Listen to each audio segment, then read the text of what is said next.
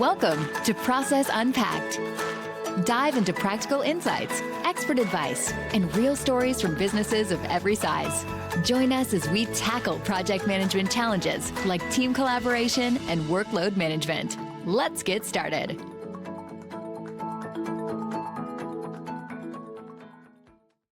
Thanks again, Justin, for joining us. I really appreciate you taking the time to speak to us here on our Process Unpacked podcast. How we like to start these is actually learn a little bit more about our guests and really ultimately your origin story. But where I'd like to start is talking about the fact that you've worked with some pretty big giants, right? Twitch and Discord, but you've also been with some scrappy startups so that you pulled into the startup world and go-to-market strategy. What pulled you into that space specifically? For sure. And thanks again for having me on the podcast. It's really a pleasure. My GTM journey was one of necessity. And the reason why I say that is because I got into the world of startups and consumer tech through co-founding my own startup. So my brother and I, we co-founded a dating app back in 2014 with another co-founder, and we invested all of our savings into the company. And based on that, we wanted to be as efficient with our dollars as possible. And with our thinking and our strategy, time and resources, we had to figure out the audience we wanted to target. We had to figure out our value proposition and a plan that wouldn't break the bank in terms of a launch, and also how to solve the cold start problem. And so a lot of those things were learning by doing a fair amount of reading back, I guess in 2014, YouTube was still big, but listening to a lot of founder interviews, et cetera, to kind of understand the best way to launch, to go to market with a new product and to do it as efficiently as possible. And that really cut my teeth in GTM space and learning by doing, at least initially, before getting into some larger companies and doing it there. Diving into it head first, learning by doing. Very, very wise words. So when you first engage with a startup, Justin, what does that typical GTM chaos look like that you're walking into? For sure. I can't tell you, Amir, how many startups I run into who don't have a clear user persona or value proposition. You ask them, can you describe who your user is in one sentence, or your value proposition in one sentence, and be as concise and narrowly defined as possible?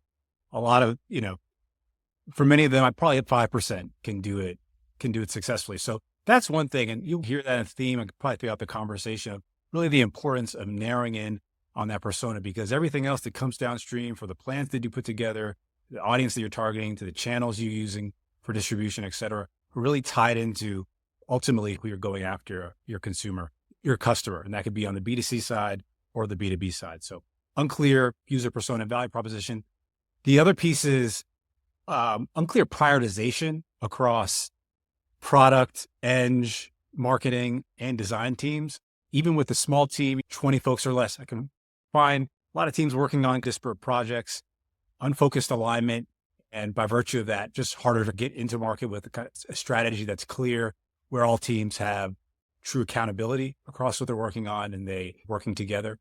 And then one of the other pieces is wanting to grow distribution without at least some side of product market fit. They want to get users, they want to get content out there, they want to build the audience, because I think that their core advantage is speed. And they're just putting a lot of stuff out there without having a clear strategy behind it. And so those are typically some of the things that I walk into. No, that's a great explanation. And building on that, Justin, why do you think so many early stage companies and founders underestimate the importance of a well-defined go-to-market framework? A common refrain that I hear from startups, particularly founders of startups I work with, where I'm onboarding, I'm trying to learn more about the product and what they're building. A lot of startups feel like strategy is the enemy of speed. And they're saying, Justin, we're trying to move fast. We're trying to get a lot accomplished. And they think if they're working on GTM frameworks, they're spending less time on executing. And they feel like that's the key advantage that they have over incumbents, is their ability to move fast and not be mired by process. And ultimately, though, an undefined GTM strategy, in my experience, it's going to result in inconsistent messaging, confusing potential customers, weakening your brand identity, wasted resources, et cetera, and that drive up costs.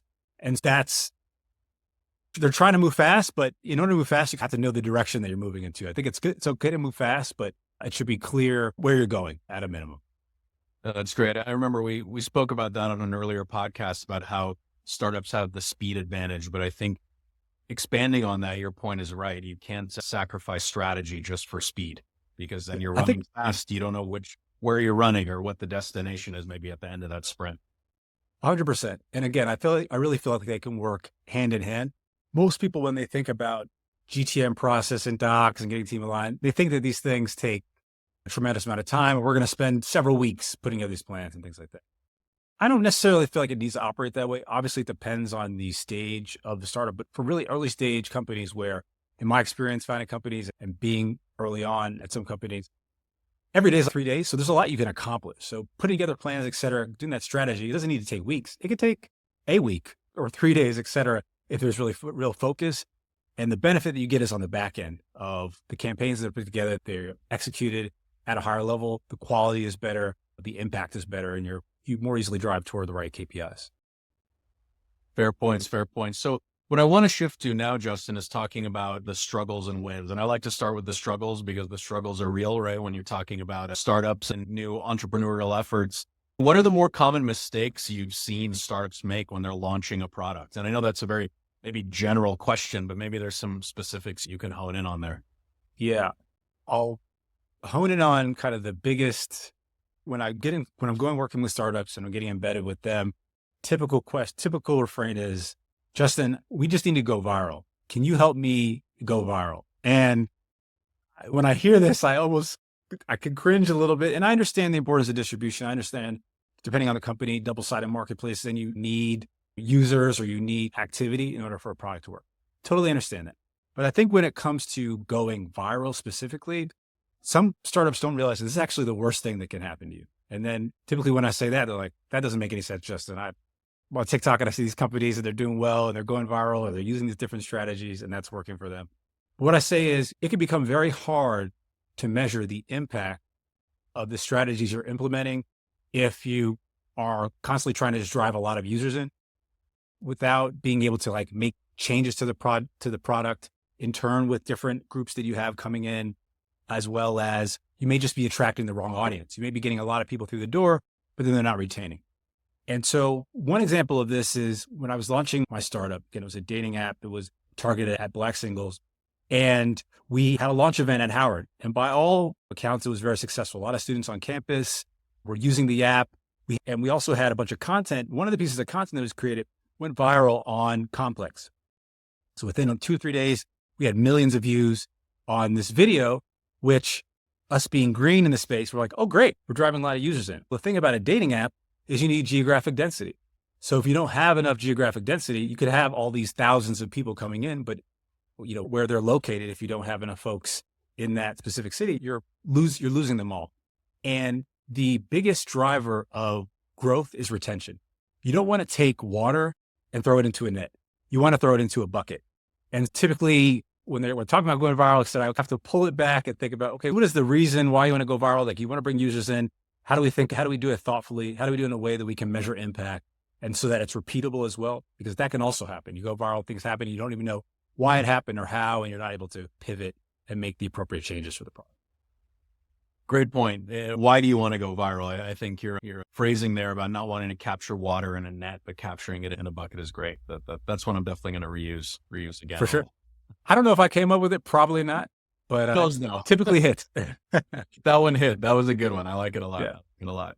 So expanding on this topic, Justin. So like a lot of go-to-market work can feel chaotic. I think we associate that, right? Startups and chaos without having a central like workflow, a strategy. Now, what kinds of processes have you seen that helps startups bring a little bit more order to that chaos? Yes. So particularly within the GTM space, when I go into a startup, whether it's a team of 4 or 5 guys or 50 or 100, and typically it's around that size relative to the startups that I'm working at, you really want to have first clear role definition and GTM ownership. So if we're working on a launch, it could be a large launch or kind of small tempo moments leading up to something bigger. It's really important to have specific owners for each element of the GTM process so that everyone knows their responsibilities and accountability is clear. So even before any documents are put together, maybe the working group is saying, hey, these are the teams that are working on this. This is the ownership. And these are the people who are going to be responsible for the deliverables or the goals that were set out. The second piece, and this is what can feel a bit more onerous to some folks who, especially at startups, they want to move fast. So, Justin, I hate meetings. Can we do a lot of this stuff async? And I understand the importance of wanting to move fast, but I think that weekly or bi-weekly cross-functional check-ins are really important, because if the work of a GTM is typically not isolated, it's not like everybody's just working on that, right? That's part of the work. That's a campaign or a moment within the context of a broader strategy. But if you're not checking in, you're not having meetings where you're bringing in the GTM owners from engineering, product, marketing, creative, other teams to ensure alignment, then it'll be difficult to get feedback as things are going on. It also makes strategy pivots, which the GTM plan is also always supposed to be like a structure. Obviously, you're executing toward it, but you need to be able to pivot. And the only way you can pivot successfully is if everyone's aligned. And the only way everyone can be aligned is some regular cadence of getting together. You can do it async, but I find that having a dedicated time to be in the room, to be accountable, to have those conversations is really important. The other piece is around documentation and playbooks and templates. Obviously, in my experience, what's most helpful is as you're working on a GTM strategy, you have a doc that is an artifact. And it's not only an artifact for the team working on the project, but for everyone coming else behind. So you have the plan, you have something everyone is driven accountability around, you execute, and then you're doing a postmortem. And that document is there for the team to go back on, and anyone else who comes afterwards to get a sense of how was decision-making made? How do you, streamline decision-making and just streamline decision-making as well. And I think the last piece is data-driven decision-making. So a lot of people, when they come in as a marketer, they're like, all right, Justin, you're a marketing guy, you're creating content, you're doing all these other things, you have these designs, but where's the actual data? Are we doing things that are data-led and informed? So I think that is, for me, actually the most important piece is that you can measure the impact of what you've done. If you're putting together a plan, you're executing and can't measure, it's hard to make it repeatable. And that's the key, is once you find tactics, strategies, approaches that work, you want to repeat it. Centralized dashboards based on the goals in the GTM that track to KPIs. Sometimes it could be in either real time in particular, can really help teams identify what's working. And again, create a repeatable process around it. So I see you're taking us down this process of identifying what's going on and the chaos and the opportunities and starting to organize and operationalize it. And you were just talking about data and visualization and dashboards. So what kind of tools or systems, maybe more specifically, have you seen that can help operationalize GTM planning across teams? Yeah. So my favorite is probably Notion. That may just because I'm just a tech guy and everybody uses Notion, but I spend a lot of time in that tool. And I find it really helpful to create a centralized place for organization and GTM documentation, like a centralized place for source of truth for strategy, playbooks, key decisions, and just easily going back there. What I also typically use, and it depends on the stack that the startup has, but if they have some budget and we're trying to create the structure and framework for an ongoing process around GTM and alignment, I find Asana has been really helpful as well. Keeping the team on track, clear timelines and responsibilities, make sure tasks are assigned, the deadlines are met.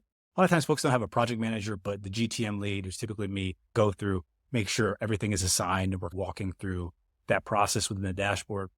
And then I've used a lot of different tools on the measurement side. So Amplitude, Tableau, Mixpanel, I think they're all really great. Kind of depends on amount of budget. I think you can get away with any of those, if any of those tools be super helpful. But real-time data, key metrics, help teams quickly identify trends, what's going on in a campaign. Those are some of the ones that are kind of bread and butter, table stakes as I'm working with startups. If they have the platforms, then if they don't and they want to use those, try to bring some of them. Great examples and products that you've pointed out there. So you talked a little bit about startups you've launched. We obviously know also, we'll learn a little bit more about startups you've been involved in helping launch. Are there any examples that come up just off the top of your head of like when you launched too early or too late and maybe what that impact was? Yeah. And companies, and I get it, because I was in the founder's shoes and you have a certain budget. And if you're venture back, which most companies I work with are venture back on seed stage companies. And within this current environment, we're no longer in the zero rate interest environment. You got to show the proof. You got to drive revenue. Everything's got to happen a lot faster. Companies want to launch early. And the challenge is when you don't have a clear persona that you're going for. And again, this is something that I brought up throughout the podcast, but I really want to narrow in on this for people focusing. That is just so important for everything that you're doing before actually executing plans. And this startup was thought that they had a persona, but hadn't really talked to all the users in the group that they were targeting. And without really validating their core value proposition of like, hey, when we talk to people, what is the feedback? Are we actually aligned? Are we just in the ivory tower of thinking, or actually are we delivering a solution that's valuable? And validating those core concepts. And then because that didn't happen, there's a lot of time wasted on GTM motions, paid ads, influencer campaigns, blog, right? Like all these other things that were kind of part of a lot of strategy that just didn't land because they hadn't done the work previously. And those dollars and that time is so precious. You really want to make sure that there's alignment there. And I think again, you want to move fast, but you want to make sure that with the product, it truly resonates before diving into scale-up efforts. Good, great feedback for founders. So obviously, you know this, and you've been touching on this throughout our first half of this conversation, is GTM isn't just marketing, right? It touches on, like you said, products, operations, even hiring. How do you align teams around the same GTM strategy? And maybe even to expand on that, do you need to align different teams on the same strategy? And how do you do that? I think you absolutely need to align. Again, it would be amazing if within companies, and this could be small startups or larger enterprises, that everybody is all only just working on one thing and it was your thing and they were fully dedicated to that. But it's typically not the case. And getting alignment, I think, starts actually even before the doc writing process or planning process, which is the leaders of the groups that you'll be working with, getting individual one-on-one time with them, seeding what you're thinking about in terms of some of the plans, and getting alignment even before the meeting starts, right? So that first kickoff call where you're ideally going through a doc and you're doing planning, everyone's on the same page of why we're here, why we're even doing this in the first place. I think individual conversation is really important. You want to build rapport. You also want to build buy-in. When everyone's bought in, it just makes it a lot easier to hit milestones, to make sure everyone's on the same page.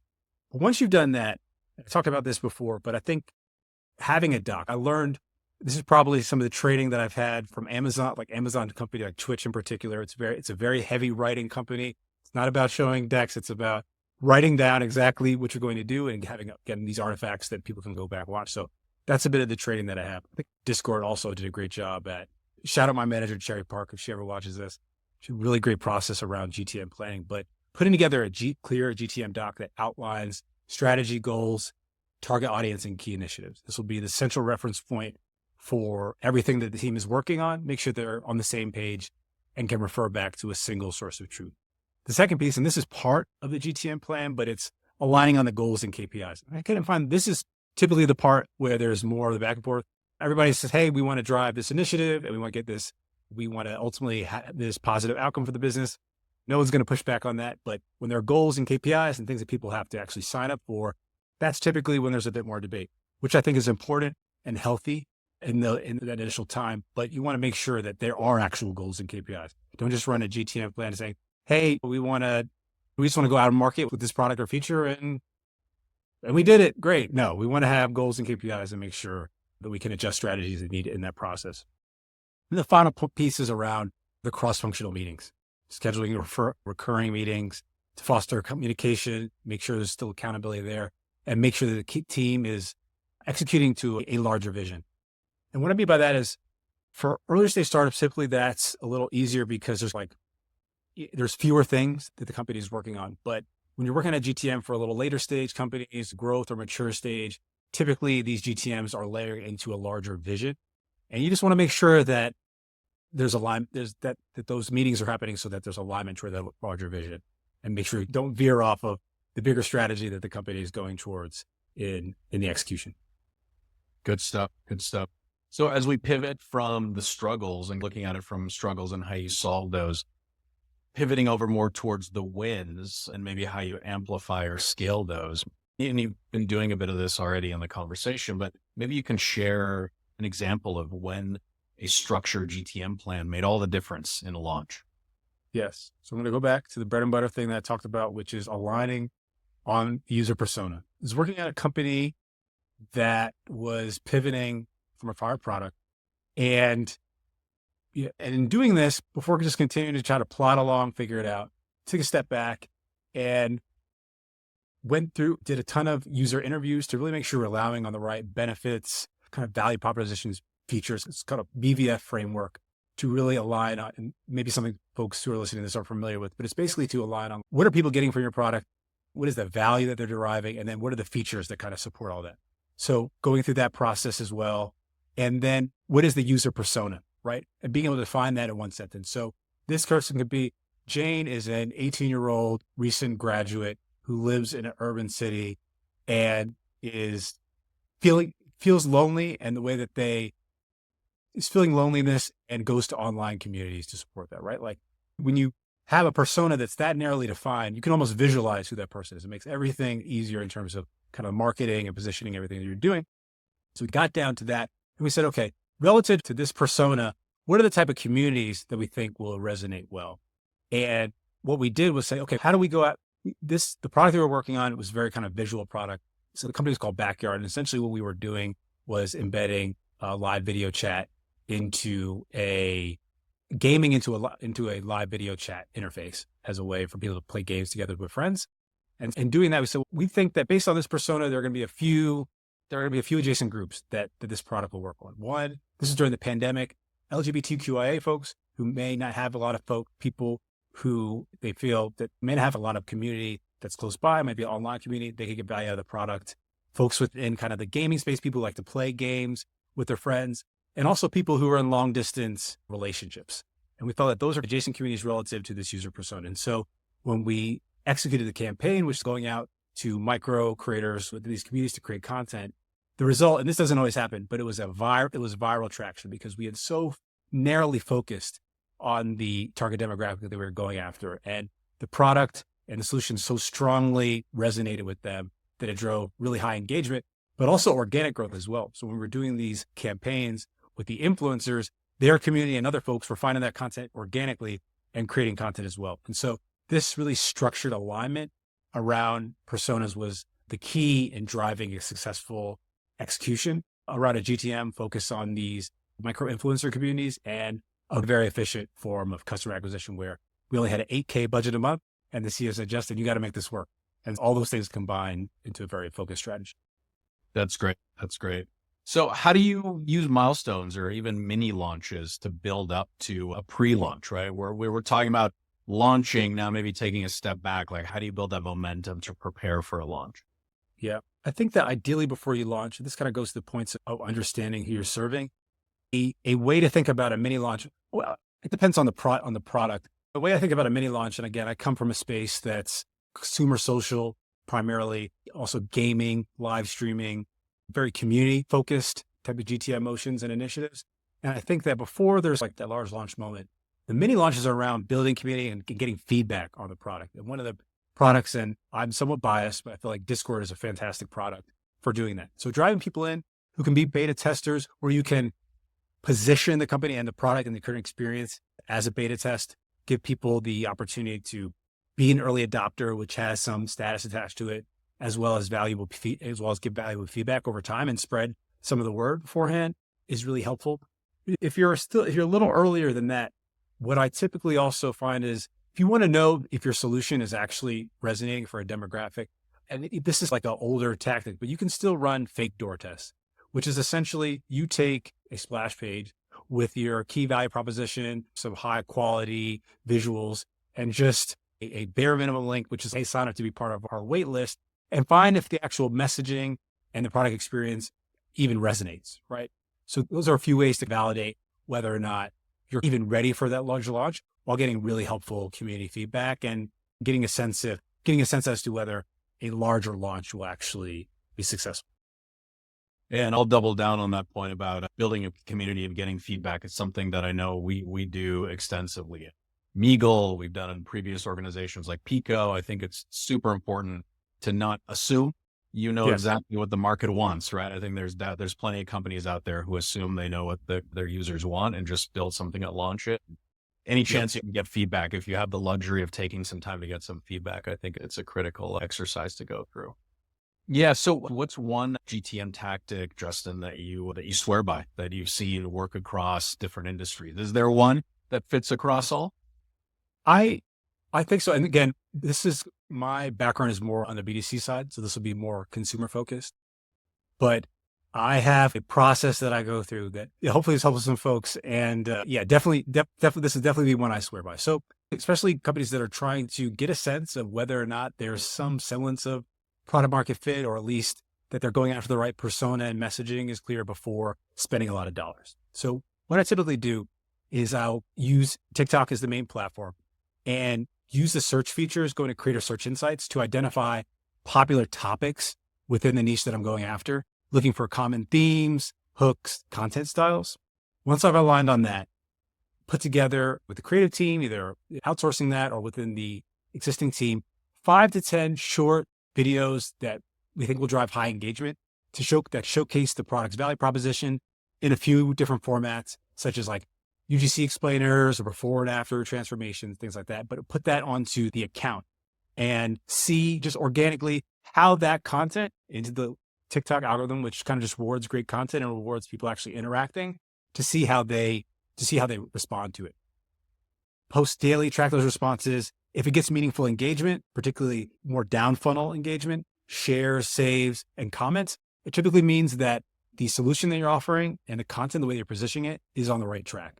When you found content that's worked really well, you want to boost that content. So if you see organic success, I suggest investing a small amount of money, maybe 25 to 50 bucks per day over a week, to promote the top performing content, and then monitor the engagement as it goes out to a larger audience. And particularly what you want to take a look at is the comments for very valuable product feedback, as well as funneling those users into a space like a Discord to get to dive deeper into emerging themes and do user interviews, et cetera. And if you don't get a lot of engagement on those initial posts, that you can boost it, right? So if you're putting content out, but you're getting likes, and maybe some saves, but not comments, showing that deeper engagement, go back to the drawing board in terms of the content. Typically, what I found is the algorithm is so powerful at identifying actual product pain points and resonance that if you're not getting that, you're not getting some traction, you want to go back to the drawing board on the type of content. It's a continuously iterative process of refining that around content messaging and paid tests. And then once you find it out, you blow it out to more channels. You will probably have aligned on a core demo and can try some other strategies, but that's one that's relatively low cost that anybody can use and has worked pretty well for companies I work with. Good stuff. Good stuff. Any stories, Justin, about where go-to-market clarity has helped a founder raise money or even pivot successfully? Yeah, I'll go back to the Backyard conversation. So Backyard, the company was ultimately acquired by Discord, which is how I came into Discord. Backyard is a company that the technology behind activities product within Discord is the Backyard product. And the initial product was actually an AR developer, a mobile-based AR developer platform that was intended to help people make Pokemon Go type of experiences for their friends. They could meet up and use that AR form factor to drive deeper engagement and friendships. Then the pandemic hit and they needed to pivot. And so just to go back, it kind of leads into the prior story, but around alignment in user personas, getting that clarity of focus, on narrowing it, being as specific as possible, and finding the adjacent interest groups that can align with that were super helpful. And that allowed them to, within a short period of time, it was like August to December, working on the pivot and then ultimately launching towards running the GTM motion in December. And then the company was acquired 7 months later. So it was it doesn't always work like that, but I think the clarity of focus piece was around the GTM and the audience definition was super helpful. That's good stuff. So Justin, how do you tailor GTM frameworks across industries, say going from consumer apps to gaming or social platforms? How easy is that to do, and how would you do that? Yeah, I'd say for consumer focused apps, I really try to focus on retention. And I think we want the GTM motion to really prioritize retention through value-driven experiences. And this involves like targeted messaging, personalized push notifications, in-app incentives. That's typically been the focus for consumer apps. You can do some paid, but again, not spending tens of thousands of dollars, just more to do the initial persona testing as a framework there. And then trying to collect in-product feedback through the app has also been helpful, and surveys and reviews as well for the consumer app segment. For gaming, I talked a little bit about this for Discord, but like the community building piece is so important, whether you're launching a small indie game or a larger title or a mobile game, regardless of category. building the community, leveraging a platform like a Discord. If it's aged up demographic, it could be like even like a Facebook group or just some place for the community to congregate and interact with each other is super important. Within the gaming space, content marketing, being able to see that experience is super helpful. So you want to have a very strong UGC strategy that allows people to get into the emotive, to understand the kind of emotions that are involved in playing the game and how it can be a great social experience. And for the social platform piece, I'd say, I actually found for social platforms, to the extent that you can get like partnerships and some brand awareness, and particularly driving into kind of like a PR focused strategy has worked well there. That's not always the best approach for social, but I think if you have the right initial kind of buildup of getting user insights and can execute that PR and partnership push well, that can work very well. Got it. So talk about timing, right? We're talking about startups and launching products, launching businesses.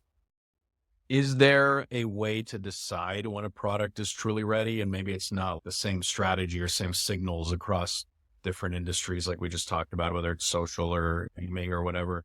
But is there a way to know, or how do you decide when a product is truly ready? Yeah. To your point, it definitely depends on the category and the actual product and business. But I'd say by and large, the common themes, all that, if there is not at least some signal among a cohort that there's retention, do not spend more dollars.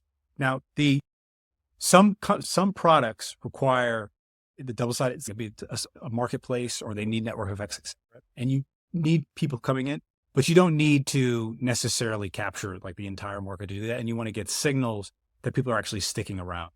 And so I would say that retention is probably the most important. And as a part of that, you want to look for what is the magic moment that kind of drives engagement and retention of the products. For Facebook, famously, it was, hey, you have eight friends on the app, then we know that that's a strong driver of retention. For another company, it might be, hey, once someone has shared the product with a friend, taken these 2 actions with the app, like we know that's a driver. So you really want to focus on what those behaviors are before spending a lot of money on like distribution. Because again, I'll say it again, especially because you liked it so much, Amir, you don't want to pour that water into the net.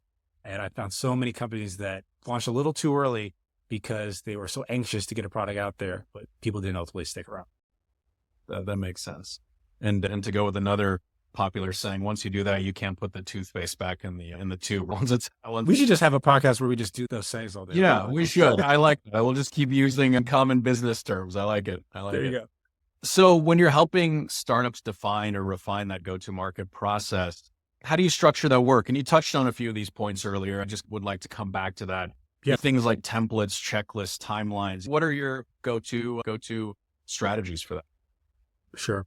So when I'm working with a new company, first thing is define your user persona and your value proposition. I want to hear both of those in one sentence. If we can't do that, then we need to start there, and we need to really align. And some of that may be like, have we done enough user interviews? Have we really understood who we're solving for and the key pain points? And have we looked at it with qualitative and quantitative data? And some companies have more or less of this, but some semblance of an approach that's informed by actually solving a clear pain point that's attached to the value proposition there's for. So that's the first piece. The second, and particularly because a lot of GTMs, especially I find out, are going to be content-based, or going to be distribution using different platforms that are out there, you're going to need to put together content. You're going to need to have a content strategy. You're going to need to have a tone of voice. You need to have a positioning, et cetera. In order to do that, a lot of times it's just in the founder's head, like, okay, I think our persona is this, and this is how I want to sound, et cetera.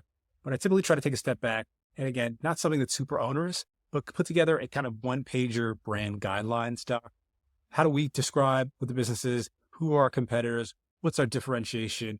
What are we versus what are we not, et cetera? It's 5 or 6 different things within that document that provide alignment and guardrails of what we'll be saying and how we'll be positioning ourselves. But then it's also super helpful as like an onboarding document for new folks who come in. As a part of that, it's a benefits, values, feature framework. So we'll go through, it's usually led by figuring out kind of user persona and value proposition of that 30,000 foot, which is like the benefits of the product, 15,000 foot, the values, what are the value propositions that this product delivers, and then ultimately the 0 foot, what are the users seeing in terms of marketing copy, et cetera, which is the features. making sure all that's aligned. And then before we push go on the campaign, very basic, not trying to kill everyone, but GTM doc, just so there's alignment. We have an artifact. We have something that we can come back to as a central document. And those are the key things that I think need to be done for a successful GTM. And it can take longer or shorter. Obviously, the faster the better, but the more elements that are already in place relative to that checklist, the faster you can go to market. Got it. So Meagle at its core is it's a project management tool that helps teams structure processes and scale that with really a focus on the visualization side of it. But what is like one area in the go-to-market side of things where you wish teams would use more of a process framework instead of just winging it? Is there one area that you feel like a process is more impactful than just saying, waving the green flag and just go? Yeah, definitely customer segmentation and targeting. I feel like too often teams, they jump straight into tactics and they're running ads and they're doing outreach without fully aligning on who they're targeting.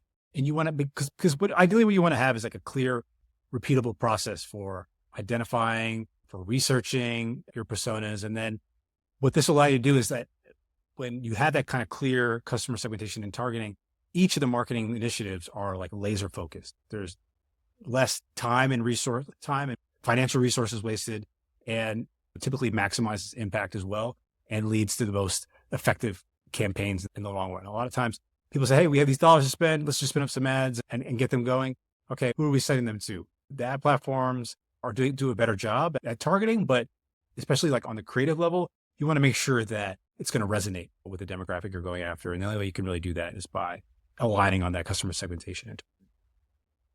So what tools or dashboards, and you talked a little bit about this earlier, you talked about Tableau, Asana, different tools like that, but are there any specific tools that you use to rely on to track launch readiness or cross-functional alignment? Yeah, it's really the tools that I mentioned previously, Notion, like Asana, Amplitude, Notion more for the organization piece, Asana for kind of the tracking and making sure that things are moving down in terms of kind of the project management, and then Amplitude, Tableau, Mixpanel for the measuring of the data. But if we talk specifically about readiness, when I speak with startups, a lot of times before we get anything going, I say, how are you measuring the impact of what you're doing? What dashboards, what tools you're using, even if it's something very basic, UTC parameters or whatever else, to kind of Google Analytics, paying for like an MMP on the mobile side or some more robust measurement. Like, it's important there's some version of measurement for launch readiness. My biggest focus is typically on those measurement platforms like the Amplitudes, et cetera, just to figure out how are we piping data into our systems? How are we making sure that we're data-led and data-informed so that as we're putting together the plans, we can actually measure the impacts and results in a way that's repeatable and easily accessible, and to make sure everyone is aligned. Got it. And what about prioritizing distribution channels? Like, how do you do that when you have limited resources and maybe even zero brand equity as a early concept or startup? Yeah. So again, my skew is more toward the consumer side. I would say if we want to test value propositions and theme, we want to test content, et cetera, I think there are two really, maybe three. I think there's an emerging platform that's really strong. Maybe we could dive a little bit into that. Excuse me. On the kind of clear, these have always worked impact side, and TikTok and YouTube work really well. They still, I think, have the largest arbitrage in terms of organic reach if you're making really good content, where it's not all pay to play, where you can have content that not only lives on for a fairly long time, but that can get distributed outside of just your follower graph pretty well if you create content that works well. So typically focus on those channels because I think you get the biggest bang for your buck. I think an emerging platform in that space is LinkedIn, though. And depending on the demographic that you're going after, because a part of a GTM motion, and this might be more on the B2B side, but it could also be B2C if you're going after kind of more professional demographic. But I think LinkedIn right now is what TikTok was in 2020, which is like super, you have a tremendous opportunity to get reach on your content, particularly video content, that I haven't seen since that period of time. You can kind of 5x the number of impressions and eyeballs. I would put that into the mix as well, depending on your demographic, but definitely TikTok and definitely YouTube is where you can get the most bang for your buck on content without having to spend a ton on paid. Makes sense. That's good stuff. So let's start to head into kind of lessons learned. So if a founder can only focus on one thing, Justin, when launching, what would that be? Do you have key like asterisks? This is exactly what the founder should be focusing on when they're launching. Yeah. The reason why I pause is because I think it depends on the stage, but I think, okay, if it's pre-product market fit stage, it's how am I getting as much information about my users as possible so that when I do launch, I have from on a qualitative and quantitative side, I have a strong sense that this is going to land well for the demographic I'm targeting. So I think that if it's pre-product market fit, I think that's the key thing.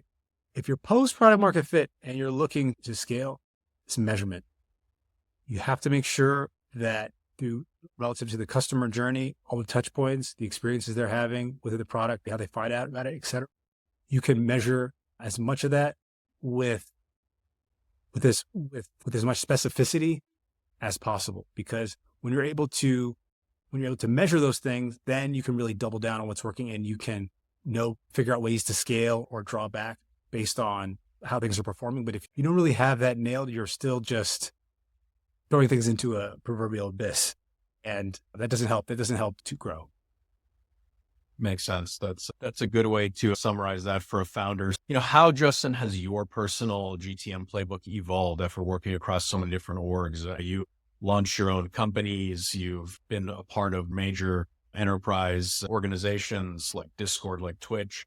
How's your personal GTM playbook evolved? I think that in the consumer space, and I'm getting older for a consumer marketer, I'm getting close to my 40s. And what that means is that I'm not necessarily kind of the first person to find out about different things that are going on. And I leverage a bunch of channels and newsletters and different things and try to use products.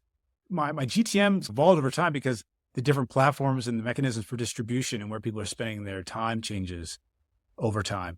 And so I think you have to adapt to I don't necessarily think there's not always like a one size fits all. I think you have to adapt to the demographic that you're serving and keep a growth mindset. The tactics that I'm talking about now, 6 months from now, relative to the space may not work exactly how they have in the past. And staying on top of companies that have successfully navigated successful launches recently and really diving in and spending time kind of understanding what are the mechanics that have changed that have allowed them to have outside success versus their peers. We'll bring in the insights that will help to update the GTM approach and strategy. And you have to be malleable and flexible. There's not just like one way to do, especially in the consumer space, a GTM that's going to work indefinitely. Yeah, agreed with you there.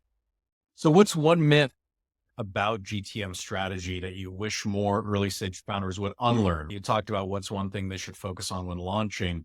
What's one thing you wish you could wave a wand or click a button and get a founder to unlearn?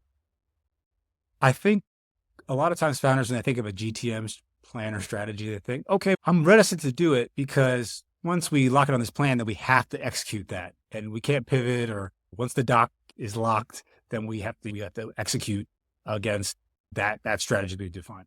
That's not the case. At least with the earlier stage startup, the GTM is a way of getting alignment across all teams to have a place where you can go to collaborate and understand have clear goals, et cetera, but also provide opportunities to pivot. If things aren't working, then you can change. But I think it's helpful to have some foundation of a document or process or something that everyone's aligned on in order to make those changes as a team. But it can change. It doesn't need to be, okay, this is the GTM and I've signed up for this indefinitely. If things aren't working, then you can make pivots. And I think one part, just to dive into that a little bit more on the GTM plan, is like, what are the key risks? I always have a key risk section because it's like, okay, if these things happen, the GTM won't work for whatever reason. And then you can go back to that section when you're in flight and make updates and changes. And there's flexibility there. Just because there's a doc doesn't mean you can't pivot, and it doesn't mean you can't change approaches, but it's helpful it's helpful to provide the function of alignment. That's great. And I feel like I've learned a ton throughout this conversation, Justin. I think our listeners will as well. You're clearly very skilled and have a proven strategy here that works in helping startups and organizations with their GTM plans. So thank you for walking us through all of that. It's been really insightful. Where can people find out more about you? Where can they keep up with what you're working on with startups and beyond? For sure. You're going to think I'm a bit of a psycho, Amir, when I say this. I've posted on LinkedIn every day for the last 9 years. And it's because I've found it to be a tremendous platform for building a personal brand, connecting with folks, learning insights about communities, and getting sharper on that space. I've used it as a positive feedback loop as I've learned different things to share it out and gotten that back in spades. So that's where I spend most of my time. Folks should feel comfortable to reach out to me directly, send me a DM request. I'm always on there, always lurking.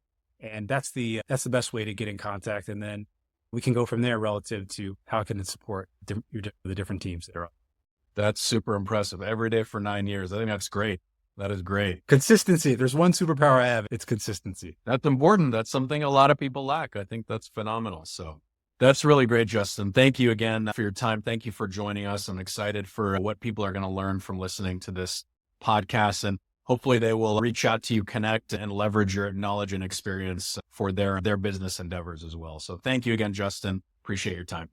Absolutely. Thank you so much for the opportunity. I had a great time and look forward to connecting with folks. Thanks for tuning in to Process Unpacked.